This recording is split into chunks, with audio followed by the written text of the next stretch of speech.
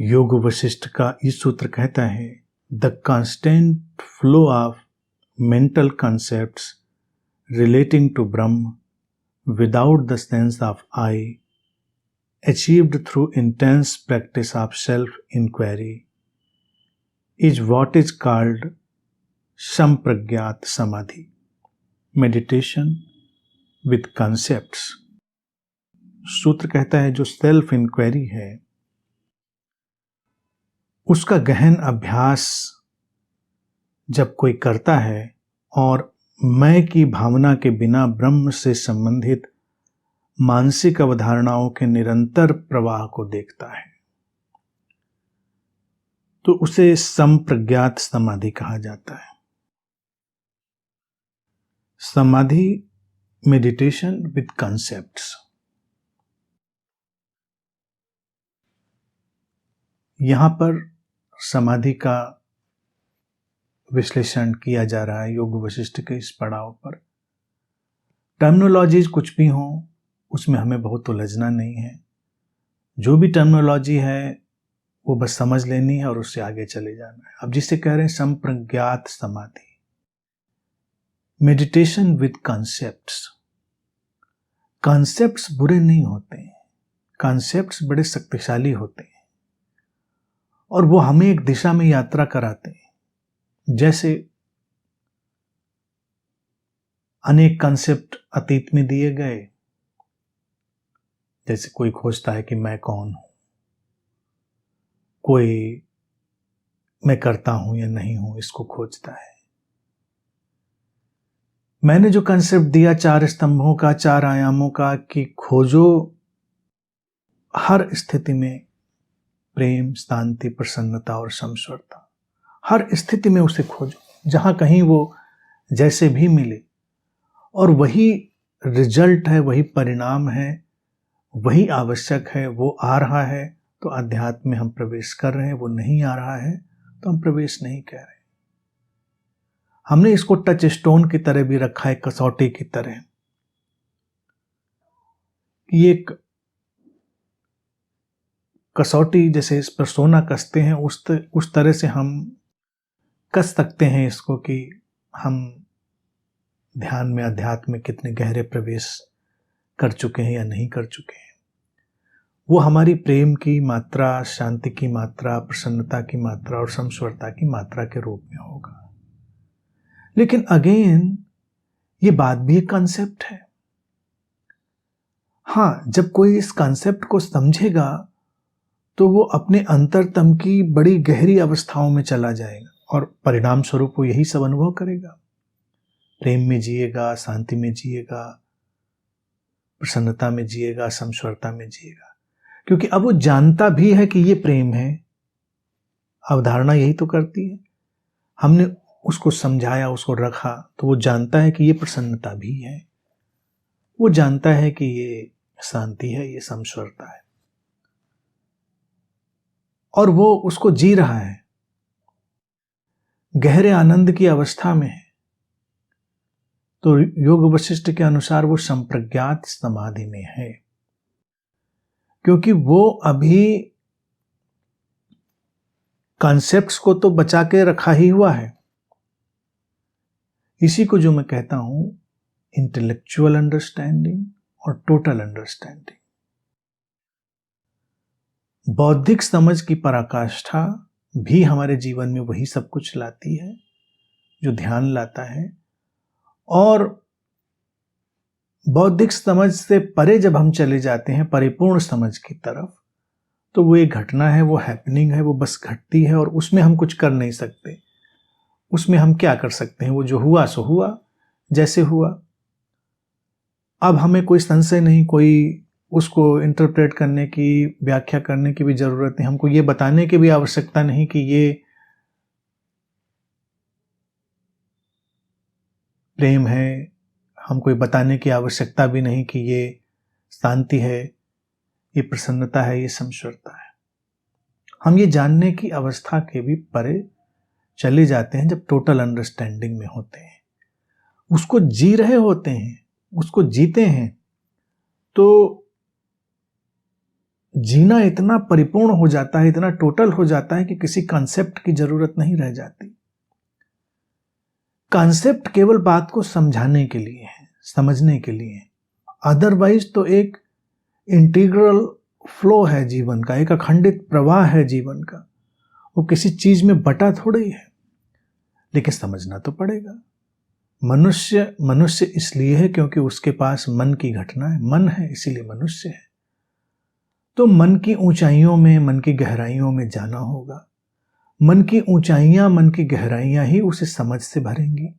वो समझ जब ठहर रही होगी तो सूत्र कहता है मेडिटेशन विद कॉन्सेप्ट्स संप्रज्ञात समाधि। हम जानते भी हैं कि ये क्या है और हम गहरे ध्यानपूर्ण अवस्था में हैं। सुंदर बात है।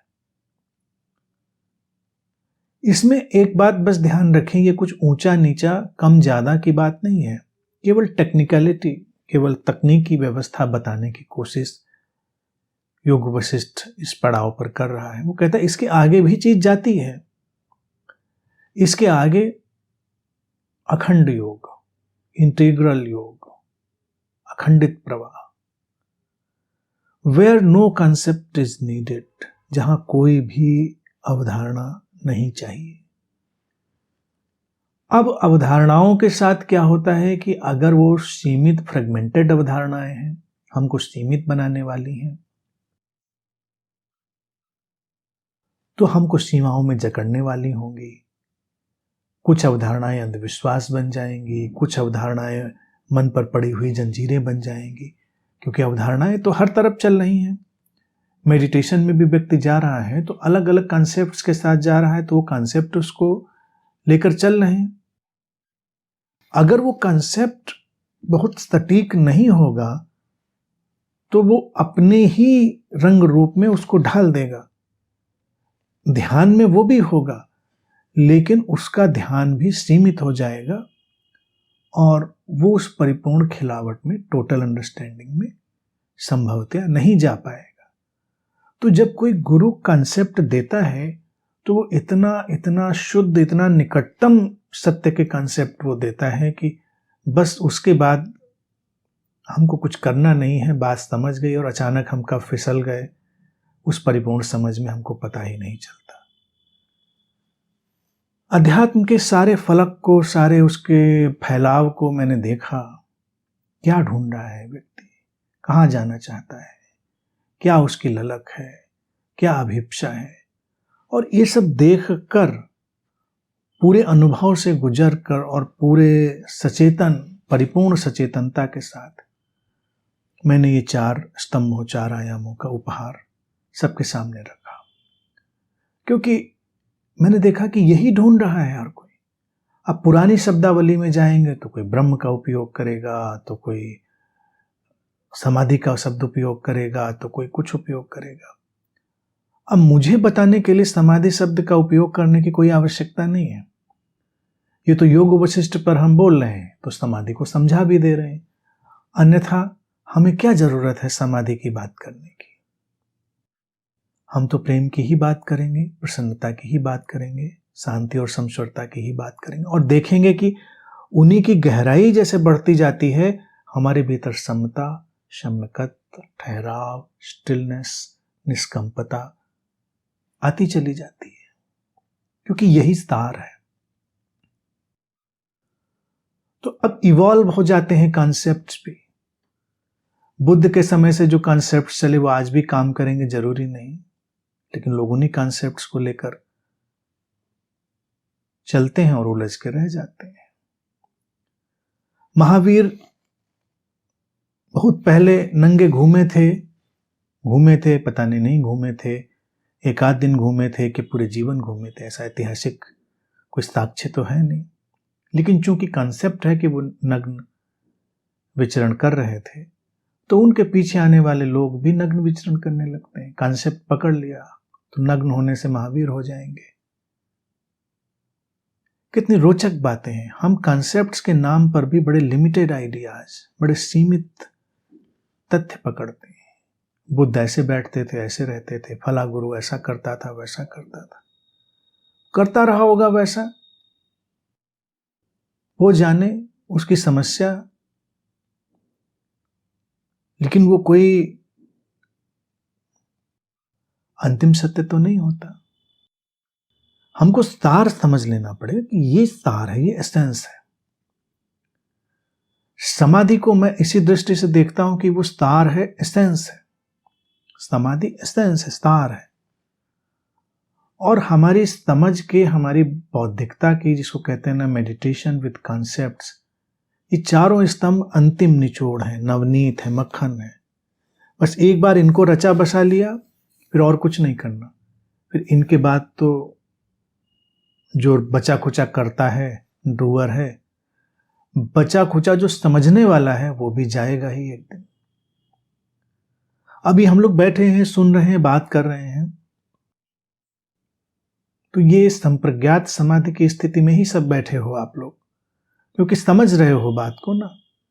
लेकिन फिर इसी में कोई परिपूर्ण समाधि में जब जाएगा तो समझना समझाना उसके लिए कोई मायने नहीं रखता, वो तो एक साथ धड़क रहा है।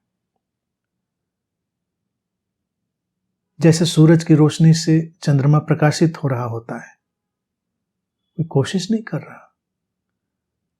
कर रहा है कि आज हमको तैयारी करनी है। प्रकाश आएगा, वैसे ही परावर्तित होगा, वैसे ही टकराएगा, रिफ्लेक्ट होगा, और चंद्रमा वैसे ही प्रकाशित होगा।